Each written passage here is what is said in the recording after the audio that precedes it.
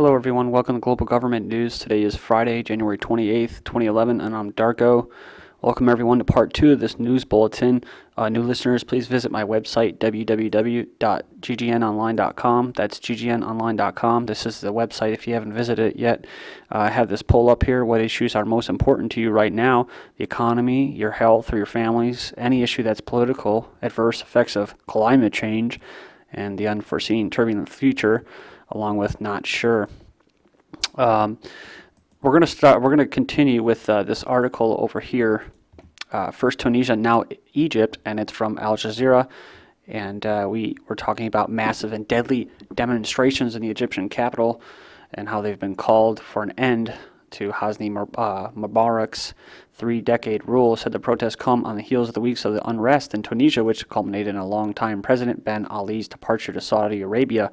Said in both Tunisia and Egypt, as well as in Algeria, Jordan, and several other Arab countries, protesters are asking for autocratic governments to be held accountable for high unemployment, soaring food prices, and political repression.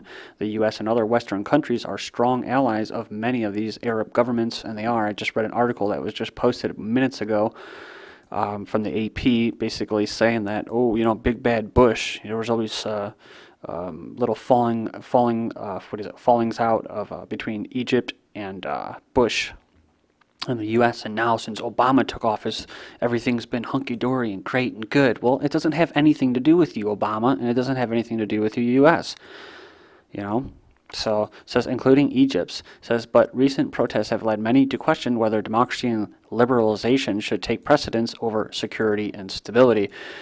And, of course, security and stability.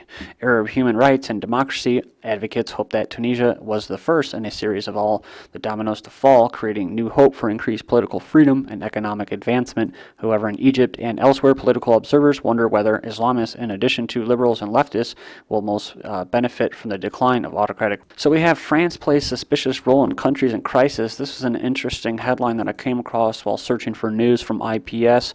It says the 3 African states in which political crises have recently erupted, Côte d'Ivoire, the Ivory Coast, Niger, Tunisia, all feature a strong French economic presence as well as close military and political ties to the former European colonial power, with France at times playing a protective role towards elites accused of abuses. In Tunisia, where a popular revolt earlier in January ousted kleptocratic dictator Zine El Abidine Ben Ali from power, some 1,250 French enterprises constitute the core of the country's economy. These enterprises cover practically all economic sectors, from the textile and apparel industry to microelectronics, automobiles, and aeronautics. It says many of these French enterprises enjoy close links to Ben Ali's family. It said 49% of the telecom operators belongs to former French state monopolized France Telecom, and another 51% belongs to Investec, the investment company owned by Marc Mabrouk and Ben Ali's son-in-law. Check this out. In 2008 of April, during a visit to Tunis, Sarkozy had praised Ben Ali's repression of the Islamic opposition, while Ben Ali had indeed crushed Muslim and all other opposition. And the plain truth is that radical Islam never presented a real threat to Tunisia. Reports by the French Secret Services, leaked by the daily newspaper Le Monde, confirmed this appraisal. According to Le Monde, the French Secret Service shows, quote, cautious optimism about radical Islam in Tunisia. And it goes down here and actually talks about how basically the French have a lot of money invested, 270 billion after the civil war in the Ivory Coast. So basically they're all for what's going on in the Ivory Coast as well. We have UN, 271 killed in Ivory Coast unrest. The UN mission in the Ivory Coast has confirmed 271 registered deaths in the country since a presidential standoff escalated in mid-December. Public unrest boils over in Albania. The Albanian opposition is set to hold another mass rally on Friday, even though 3 people were killed during an anti-government demonstration last week, allegedly by armed forces of the Ministry of Interior. Opposition vows more protests in Jordan. Islamist opposition in Jordan has called for fresh protests against the government's policy, saying it would press ahead with its campaign to force political and economic reforms. Protesters injured and arrested in Gabon. Gabon security forces have fired tear gas and arrested dozens of supporters of the opposition leader Andre Obame at a protest in the capital of Libreville. And next up is Colombia. Colombia asks Israel to extradite mercenary Yair Clean. Says former IDF officer was sentenced in Abstinia to 11 years in prison for training illegal paramilitary groups. It says here, Colombia on Thursday asked Israel to extradite a former army officer who was sentenced in a Colombian court to nearly 11 years in prison for training drug traffickers assassins. Israeli settlers kill Palestinian teen. Israeli settlers have shot dead a Palestinian teenager during an anti-settlement protest near the northern West Bank city of Nablus. I guess Israel is just going to move forward with their little settlements that they're building and crushing Palestinian homes and shops and that. And it says U.S. defends Israeli flotilla attack. Israel lets convicted commander walk. Israel has cut loose an army commander who has been convicted of involvement in shooting a bound Palestinian point blank in the occupied West Bank. It said instead of sentencing to prison, a Tel Aviv military court announced on Thursday that Lieutenant Colonel Ami Berberg cannot be eligible for a promotion in military rank for 2 years and is not allowed to command troops for 1 year, Haaretz reported. So next up, we have U.S. consular worker kills two Pakistanis. This is in the news right now. An American employee of the U.S. consulate in the Pakistani city of Lahore has shot dead two people who were on a motorcycle, authorities said. And this is what just came out. U.S. officials in Pakistan shooting may face charges. A U.S. consular employee in Pakistan alleged to have shot dead two gunmen who may have been intent on robbing him could face criminal charges, police said Friday, in a chase that may inflame anti-American anger in the country. Obama claims victory in Pakistan. All right, so Bush claims victory in Afghanistan, even though they just said they're not going to be able to leave there until 2014. Just what? And he said that in 2000, 2001, so almost 14 years after Bush claimed victory in Afghanistan, they may think about leaving. And now Obama claims victory in Pakistan, and they just put ground troops in there. They just put Marines in there. At least they're now saying publicly that they put Marines there, but they've been droning those poor people to death for the past couple of years. So, says Davos hotel hit by small blast. Says there was a little explosion Thursday at the Post Hotel Morosani in Davos, Switzerland, which is hosting a high-powered annual World Economic Forum this week. Yeah, that's where all the elites are. And this is prior to President Clinton, who is scheduling to attend. And what is my little conspiracy theory on this? What's my theory? Well, I think that this was a false flag attack. I think that they do these things, police and intelligence agencies, they do this stuff in order to clamp down on security, right? And you can say, well, oh, that's just because people hate freedom. People don't like these guys because they're rich and they're jealous. No, people don't like these people because they steal and they fraud and they coerce and they lie. And they hold 90% of the world's wealth. And it's in less than 1% of the world's hands. And they're just happening to meet, most of them, in this little area. So you don't have to be a moron to realize that these people are going to go on and allow themselves to have a little attack so that they can legitimize and justify all these little Nazis running around and tasing people and tear gassing and water canning them and hog tying them and whatever else that they do.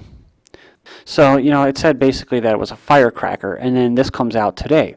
Left-wing activists claim responsibility for a minor explosion on Thursday at a hotel in Davos.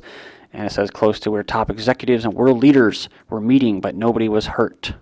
So two things. If you guys know your history, you know that the Nazis did this basically before they burned down the Reichstag, or after they burned down the Reichstag, in order to clamp down on security and the Germans' rights. What did they do? They blamed it on the Dutch communists, right? So just blame it on the communists or left-wingers, right?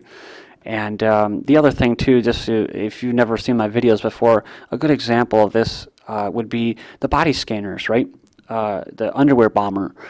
He was openly working for intelligence agencies, and it has come out, and he was escorted on that plane, and then he was given small incendiary little explosives, basically not meant to hurt anybody. It was just to make a little pop bang to scare everybody, and then they can clamp down and force body scanners on everybody. And if you don't like that, well, then you can get molested, and your children can get molested. You see how that works, guys? That's what they call a problem reaction solution. You don't have to believe in reptiles or reptilians to take that little I guess you can say a strategy into consideration. It does exist, and you'll see it every single day. Never changes. Afghan parliament sworn in despite Karzai's opposition under U.S. pressure. Karzai inaugurates parliament. Critics say he tried to delay the opening in the hope of altering the outcome of the September vote, widely seen as flawed. So, Afghan tales of U.S. custody nightmare. This poor guy was actually working as Afghan military pro-ally West, and he was picked up by Dutch forces, and they beat the hell out of him, hog-tied him, put a bag over his head, and now he's suing the government. So that's basically what it is. Here, up next, UN hails Afghan parliament inauguration. So even though the many Afghans, including Karzai, wasn't even for it, I guess they say, hey, good job. So they got the golden seal by the world government. NATO not to leave Afghanistan after a 2014 transition. NATO and the countries participating in the operation in Afghanistan will not leave the country after 2014 when Afghan troops will have taken over security responsibility, a senior NATO official said Tuesday. And get this. Look at this. Afghan troops proposal may cost $2 billion more, says U.S. So how about that? Even after NATO is going to still be there after the U.S. leaves, we're still going to be paying $2 billion. So hey, this is charity, right? This is philanthropy. It has nothing to do with making money, has nothing to do with restructuring the socio-political scene. It has to do with helping people. Iran and spreading democracy, and killing people who hate us because we're so free. Iran announces an internet police force. The Islamic Republic of Iran has launched a cyber police unit to crack down on communications between political dissidents. Wow. The country's cyber police will patrol the information superhighway looking to tackle what it calls internet crimes. It all sounds fairly reasonable until you read that the cyber police unit's remit includes subverting social networks that police chief said promoting espionage and riots. And you know what? This is a bunch of shit. They're doing this, but guess what, guys? If you live in the United States and the Pentagon, Homeland Security, and all them, NSA, they're all launching this similar programs, basically. Google is just launching something talking about farming and that. Where basically they're going to call little websites, because you saw my website, that can be considered low quality content. Do I consider it that? No. Do you? I hope not, but still, they'll look at that and they'll be like, oh, this is low quality content. This is spammers. This is a spammer website, and it's a legitimate website providing very informative information, good information. So it's all, basically in the hands of the government, so in the hands of the state. U.S. missionary shot in Mexico dies in Texas. An American missionary was shot by a gunman in northern Mexico and died shortly after her husband raced her back across the border into Texas seeking emergency treatment, authorities said on Wednesday. Survey says 88% of Chinese trust the government. Right. And if they weren't afraid for their lives, those numbers probably would have been a lot lower. So we're going to move on here. China's premier visits official complaint bureau. Okay, so there you go. Maybe that's why they're so trusting of the government. Now they have an official complaint bureau. Okay. Metropolitan police to adopt harsh tactics as if they weren't already harsh. There's something called kettling that they use. And it says that British police might be obliged to adopt more extreme tactics to manage what it is called as the students' threat to have organized campaigns on Twitter and Facebook for the weekend EMA protest. So we're just finishing up here, guys. Student files complaint against police. A British student has complained that a police officer has attacked her and leads protests against the government's plan to cut education maintenance allowance. UN human rights official claims 9/11 was a U.S. plot. UN expert to be sacked for 9/11 mark. And cop punches 53-year-old woman in the face repeatedly and gets paid vacation. I'm going to leave you with this video. This is GGN and I'm Darko. Thank you. We start with some shocking video that's now being released by the Utah Highway Patrol. The video is at the center of a 5-month investigation into the possible use of excessive force by one officer on a 53-year-old woman. Take a look. There's no question that the woman in this case, Darla White, was running from police. The question is what happened after they stopped her. The officer at the center of this case is Sergeant Andrew Davenport. He's the one who broke the driver's side door and punched Darla White in the head several times. He's not disputing that. Here's how he described it. Quote, I did this to distract and stun her and to stop her from trying to drive off and strike our vehicles or possibly run us over. The strikes worked, and we were able to grab her hand.